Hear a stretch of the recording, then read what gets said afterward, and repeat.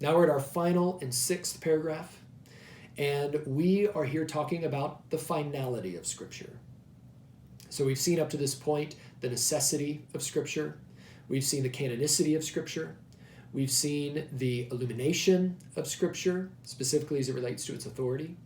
We've seen the sufficiency and the clarity or perspicuity of Scripture. But now, in our final and sixth paragraph, we are talking about the finality of Scripture. Let me just read it to you.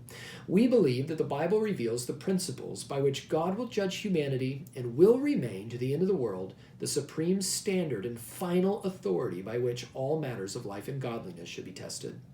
Therefore, the Bible is the supreme judge for deciding all religious controversies and for evaluating all decrees of councils, opinions of ancient writers, human teachings, and individual interpretations. By affirming the finality of the Bible, we are affirming the heart of sola scriptura. Sola scriptura is not scriptura nuda. Here's what I mean by that. It's not Scripture alone at the expense of every other possible authority. There are other things in our lives that we might consider to be authoritative. Church councils, perhaps, even ancient writers, church fathers, so on and so forth. And they would have a degree of authority in our lives. But what we're saying is that all authority ultimately submits to the Bible that has supreme authority.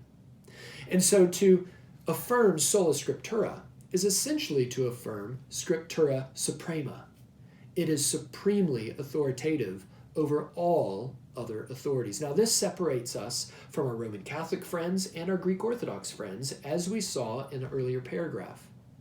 But it also means that we can be confident as we go to the Scripture in light of all that we've talked about up to this point, that whenever there's perhaps doctrinal or theological division, whenever we're trying to discern perhaps the truthfulness of what the church has historically confessed, we have a final arbiter, a final judge, so to speak, on what is right and what is wrong, on what is true and what is false, on what is error and what is heresy.